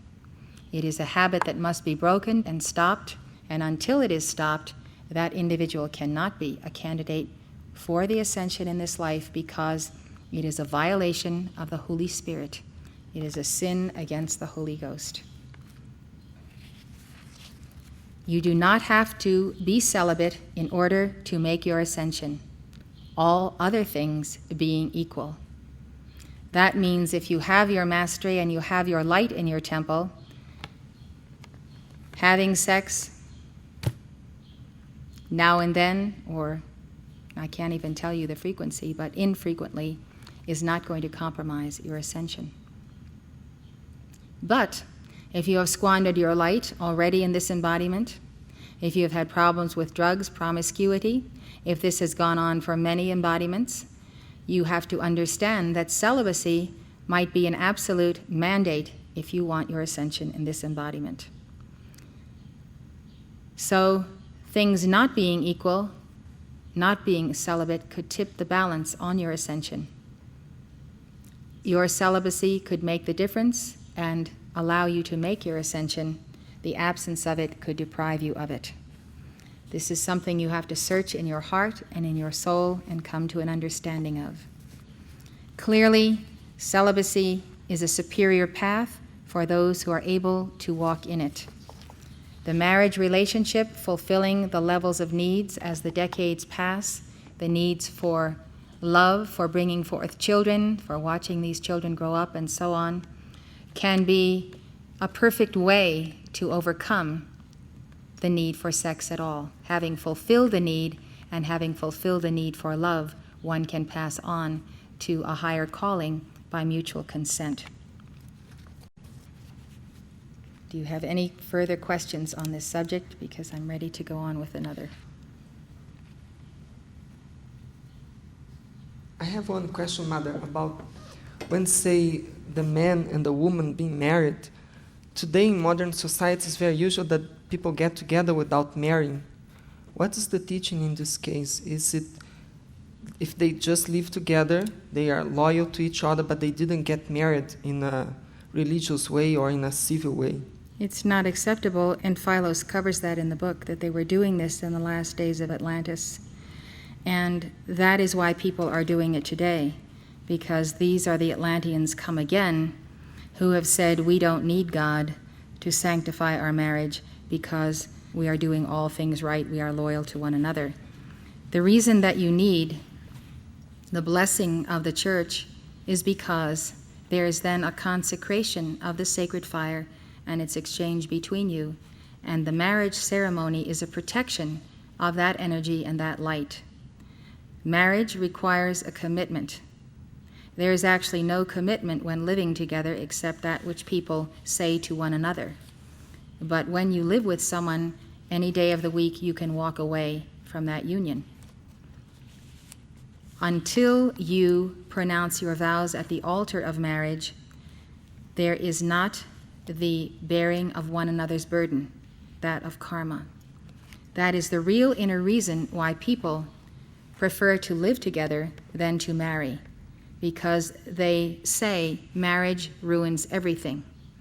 What marriage does is that each side to the party is now bearing the other person's karma and burden. That is the agreement. I will bear your karma, you will bear mine. This is why the Guru-Chela relationship is considered a marriage. So you don't always know what you're getting into, but as soon as that karmic accountability locks in, that's when people start having problems. That is what brings problems in a marriage besides the sexual problem. It's the problem of not really wanting to carry that karma. People don't want to carry their own karma. Now they're going to carry another person's karma in addition. They don't like it, they get annoyed, they get irritated, they get angry. And what it really means is they don't like the feeling of that extra weight. They feel hemmed in, they feel restricted, they feel confined, they don't feel free. And so they believe they have found a better way. And the scriptures say, there is a way that seemeth right unto a man, and the way thereof is the way of death. So, in order to have the interchange of the sacred fire, you need to come to the altar of God to seek God's blessing and to accept the responsibility of that interchange, because the very interchange in itself means that you are taking on the other person's genes and karma. To do so without the blessing of God is fraught with making greater karma. Thank you. It doesn't matter what church or who is the minister, the rabbi, or the priest. When you come in sincerity before God, God will use that instrument and bless you. We have our church, and we have ministers to perform the ceremony, and I know that once having been a part of this church, of course, we would prefer to be married in our church. Thank you, Mike. I have the question whether both must be in the church to be married here, or if it is enough when one is a church member and the other not. As far as the rules of our church are concerned, Mark Prophet has stated that a minister of our church should marry anyone who comes to the door. They don't have to be members at all.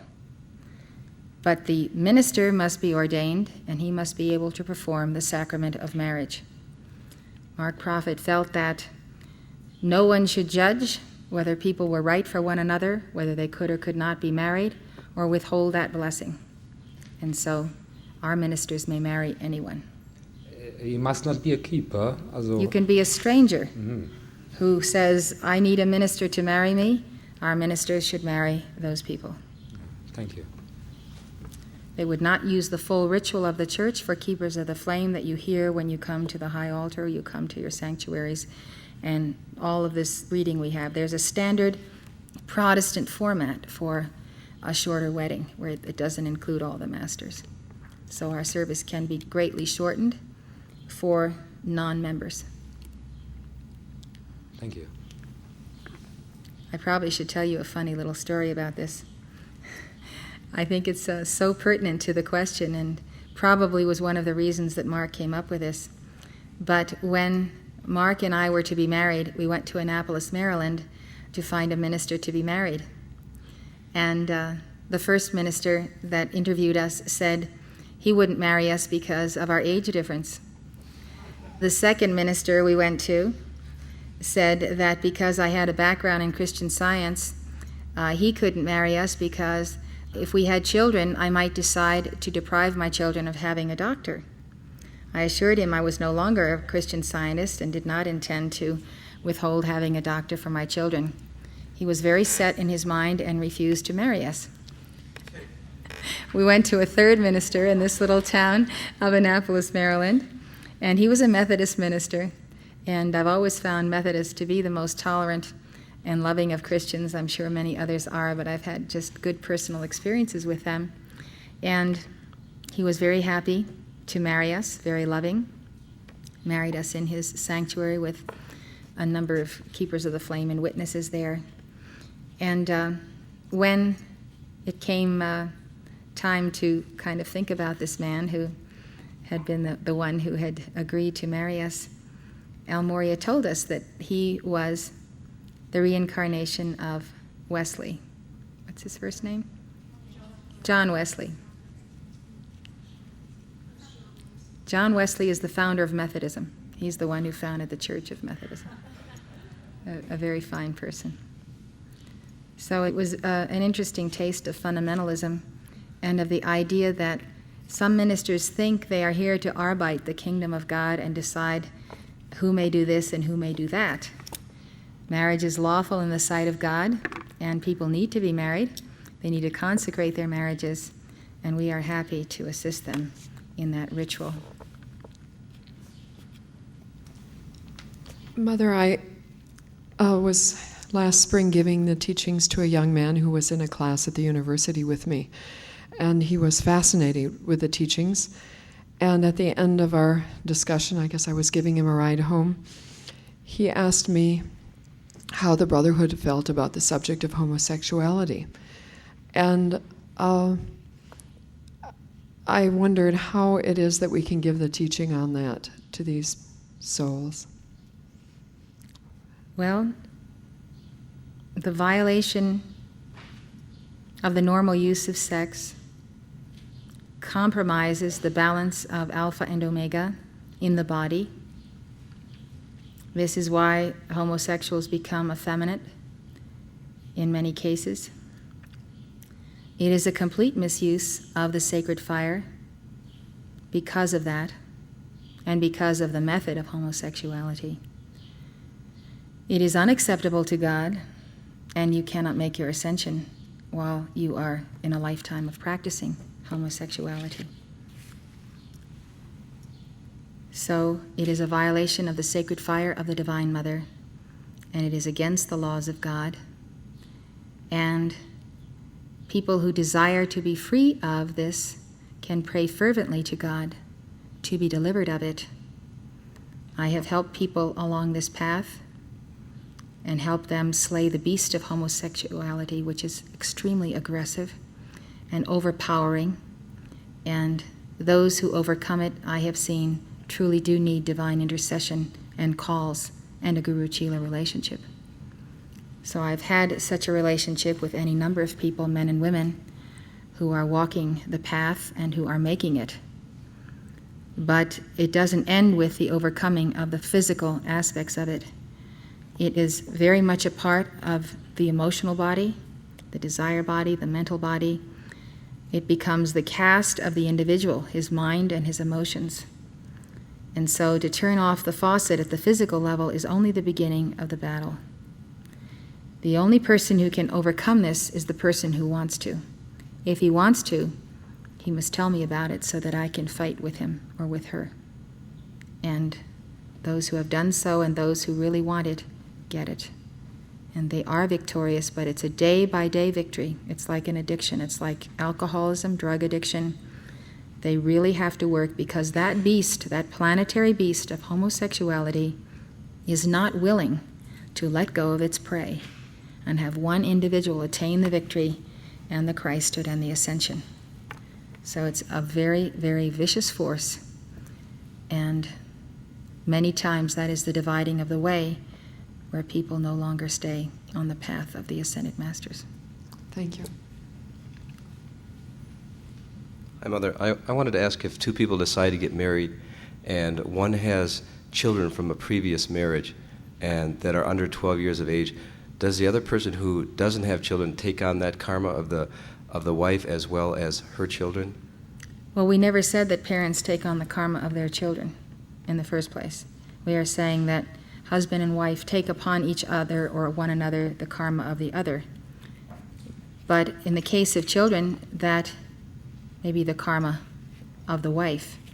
What you take on when you marry someone with children of any age is you, let's talk about you, you are the father figure of the family and expected to wear the mantle of father regarding the upbringing and the training and the setting of the example to those children.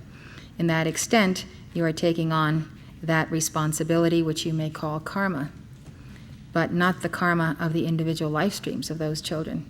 However, if a child has a problem where they are disabled in any way, or have defects, birth defects, and you take on the care of that child, then you're going to take on the responsibility of working with that child in that impediment or handicap.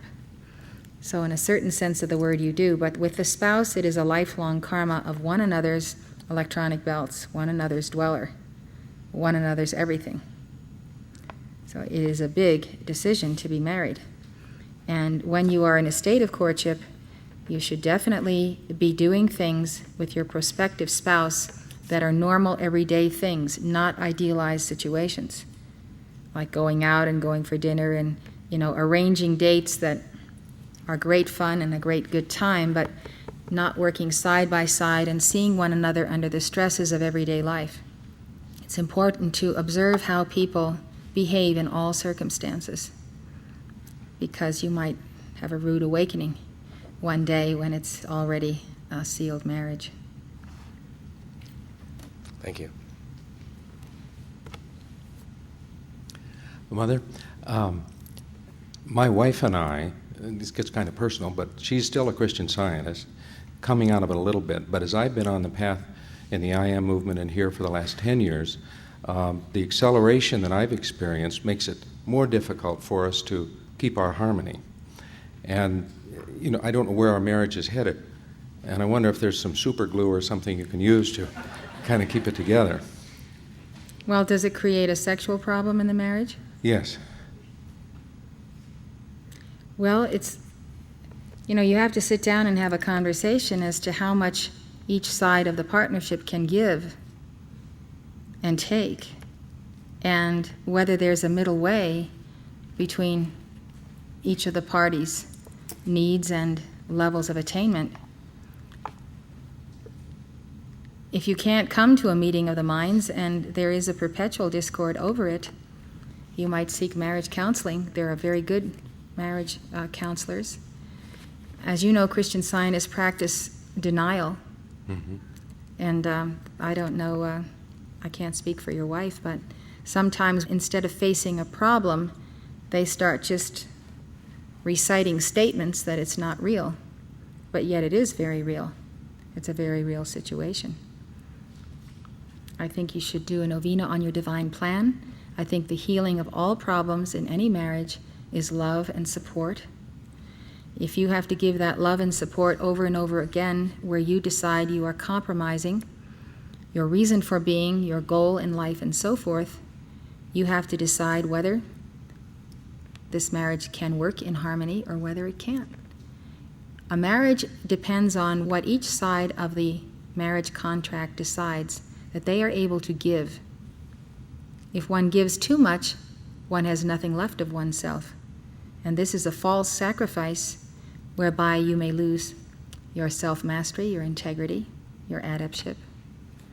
On the other side, there is a selfishness, a holier-than-thou attitude, a sense of aloofness that can also be a lack of attainment, where people simply now decide that they're too good for someone else or they're better than someone else. Love at every level, as you know, meets every human need. Divine love always has met and always will meet every human need, but each person has to embody that divine love. Understanding goes a long way. It just depends if somebody comes to a brick wall and says, I can't compromise, I will not compromise, my life is being compromised, and I have to walk on. The person who says that has to know that he has the emotional strength to be without that person and to go on and to be on his own. There's an emotional strength, a spiritual strength, a psychological strength. Some people are highly dependent, and even though they quarrel all the time, they can't live without each other. Mm-hmm. Of course, that's a dangerous place to be. So you really need to know where you are in your psychology. Okay, you've given me a lot to work on. Thank you very much. Good.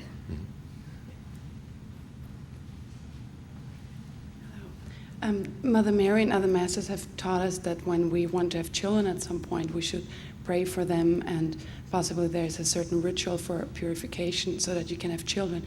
Is there anything like that for marriage, if you're thinking about getting married, that you make calls for your own electronic belt and the electronic belt substance of partner, future partner, known or unknown, that you can make before it gets to be a problem? That's right. You can make calls for the protection of the person you are supposed to be married to, if you are supposed to be married in this life, even if you've never seen the person. The rituals of preparation include changing one's diet, which changes one's mentality, pursuing levels of healing, levels of homeopathic remedies, getting to the foundations of our bodies and all of our organs, following the macrobiotic diet, continually in prayer and in service to God, bettering oneself, educating oneself. You may not be ready for the person you're going to marry because you have a way to travel on the road. I always think of the two people meeting one another who are supposed to as two stars in the heavens, and each one of them is on a trajectory and they're moving through cosmos. And only when they reach that point where their paths cross can they find one another, know one another, and make the right decision. And they will not reach that point unless each one of them is on an upward spiral of moving forward, who is progressive, who is not satisfied today to be what he was yesterday, who continually looks at the bright new day as an opportunity to unfold more of himself. You don't want to marry someone, if you are such a positive person, who is content with the way they are and wants to add you to their life, because that will complement themselves nicely to live forevermore at that plateau where they have reached, and they have no desire to go beyond that. There are many people like that in the world, and there are many people like that on the spiritual path. And you have to really know and observe people to see if they are striving chelas, because unless they are moving, if you are a mover, you will not only cross paths with that person, but you will go far beyond them. And there's nothing worse than being married to someone who takes as much God as he needs to satisfy what he thinks he needs to get out of life. Health, money, home, the right wife, the right children, the right car, the right business, the right this. If everything is kind of in a state of equilibrium in their lives, they feel that if they go any further on the path, they will have to change their whole world and their whole life, because they know enough about the law from within that the light forces a constant alchemy and a constant change. You may see people on the path who are striving for a while, but after a while they stop striving. It's sad to say, but that's the truth. They reach this place where they say, well, if I do this many decrees, a minimum a day, I can hold my own here. If I go any further than that, I'm going to have to wrestle forever against my dweller. I'm going to have to totally overcome the carnal mind. I'm going to give up things I like to do. I'm going to have to change my friends. People don't want to go through all that. I said to someone on staff the other day whose husband, a former staff member, had divorced her, and they've been separated for many years, and he's on his own, and he's married, and his wife has a child, and he's got the perfect house, the car, the right job, the right income. They're doing well. And I said, gee, I haven't heard from him in a long time. I'd like to send him a copy of the ashram notes. Do you think he'd read it? And she thought about it in a while, and she said, no, I don't think he'd read it, because he would know that if he read it, he would have to change, and it would change his life. Now, I know many people have left this church who are in that category. They don't want to hear any more teachings because they know the price. And they know they would believe it if they read it. And they don't want to be disturbed.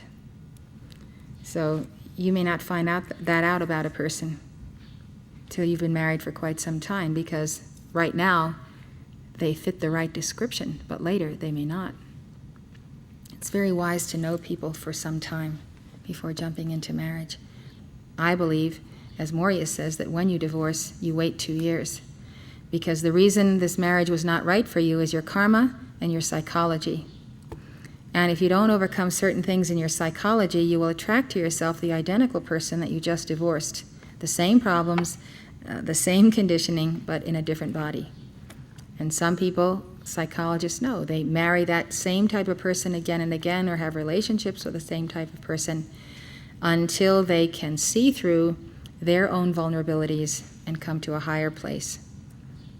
So that's the danger of remarrying quickly. You haven't changed enough to marry someone who is related to a higher level of yourself, because you haven't gone to that higher level yet. 24 months is an excellent period of time, minimum period of time, not to be married again. I just have another question. If you marry somebody that you assume, or that simply is further advanced than you are, does it necessarily mean that that person is going to automatically lower themselves down, or is that a possibility for the person that is less advanced to reach up? In my estimation, most people do not correctly assess the level of attainment or non-attainment of their spouses. Many people are intimidated by their spouses into believing that they are less evolved than they are. This is a common habit of the carnal mind of both men and women, to let the other party to the marriage know that they are beneath them on the path. You do not know what a person's attainment is in the sight of God.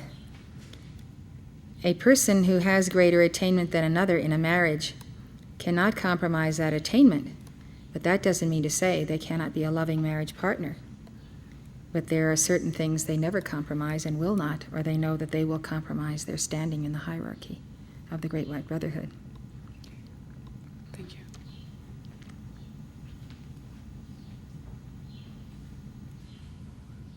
since I believe that it is correct to take the wedding vow on the part of the bride to love, honor, and obey, I also took that vow in my present marriage. I made a qualification of it, however, and I said, if obeying you would ever cause me to disobey El Moria, my mantle, the masters, or the mission, I could not do so. But in all things pertaining to our marriage and our mundane life and so forth, I am very happy to defer to the decisions and the preferences of my husband, because I think that in so doing, we honor the Christ in that one and give that one the opportunity to develop the full masculine ray, which, when allowed to develop, brings forth great blessings and great attunement. So I think wives should understand that you should not marry someone whom you do not respect and whom you cannot obey because you do not trust their decisions. And that is something you need to learn about someone before you marry them. If you marry someone who is weak and indecisive, then you are forced to play the male role in the marriage. Then you have to make the decisions, which further emasculates the male who is already weak. So you need to be around a man long enough to watch him make decisions and see whether, if you were married, you would go along with those.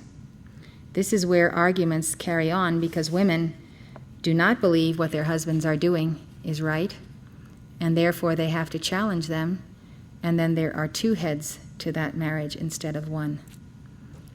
So when you are doing your treasure map for the perfect husband, you should be calling for one who has that developed Christhood, into whose hands and life you can trust yourself and your children. Likewise, a man who is doing a treasure map for a woman needs a strong woman to support him, a loving wife, one who can provide inspiration and spiritual foundations, but can defer and assist him in more and more bringing out that dominion and God mastery that he should have. If a woman does not allow a man to be a man, he will not be a man. It's as simple as that. And so we have to love God the Father, Son, and Holy Spirit in all men and assist them to become who they are, and be certain that we do not spoil our children and make our boys mama's boys, so that our boys will go out and seek domineering women and want to be controlled by their wives because they have never had the example of being a strong masculine ray. Being strong in the masculine ray means to be thoughtful in making decisions and to have the qualities of doing research, examining, being cautious, and being careful before one hands down a decision. Otherwise, you will lose the respect of your spouse, and this is going to become a seesaw, and the balance will shift. I'm about to take up page 138, Maternal Desertion, and an examination of the psychology of Zalem as the result of the way in which his mother treated him and how this led to other situations in his life. What we do in life toward any part of life, but especially our children, will be upon them sometimes for lifetimes. We have to be profoundly responsible in all relationships, that we are continually building up the Christ in people and minimizing their faults while not failing to correct them and point them out when the opportunity properly presents itself. So this is a very sad and grievous chapter. How many of you have finished reading Phylos, the entire book? How many of you have not? How many of you have gotten any farther than page 138?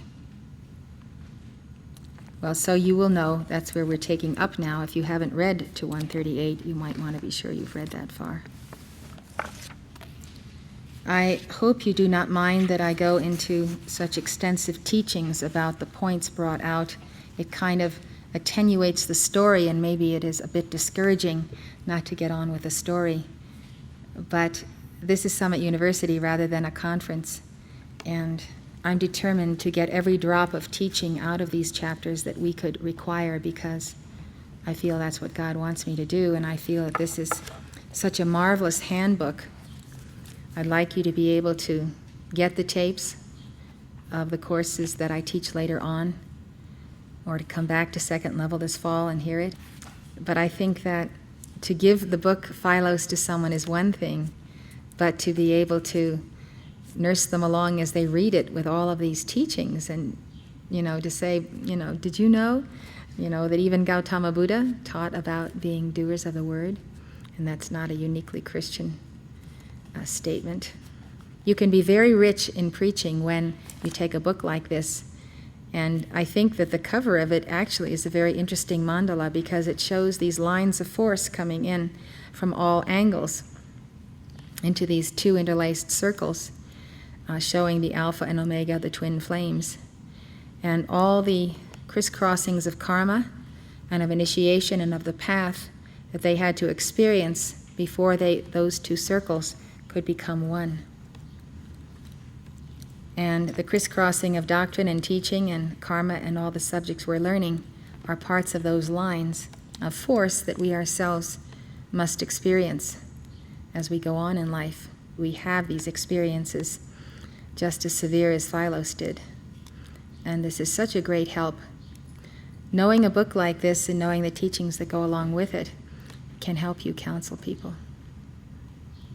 And that's what I want to see you become, comforters and those who bring enlightenment. I'll be seeing you soon. Let's stand for the benediction. Beloved, mighty I Am Presence, seal us in the heart of Alpha and Omega, in the heart of the divine plan of our calling. Draw to each one all life streams necessary to the fulfillment of the goal. Let the mandala of light bearers now receive impetus from the great central sun magnet of the ray of love, the third ray. Let divine love within this community draw to us all the components of life upon this planet and in all systems of worlds. Let all individual servants of the great white brotherhood be cut free to know this path and the way to the inner retreat. In the name of the Father, the Son, the Holy Spirit, and the Divine Mother. Amen. Let us agree, since we shall not swear, as Jesus said, let us agree that we shall heal the world by divine love.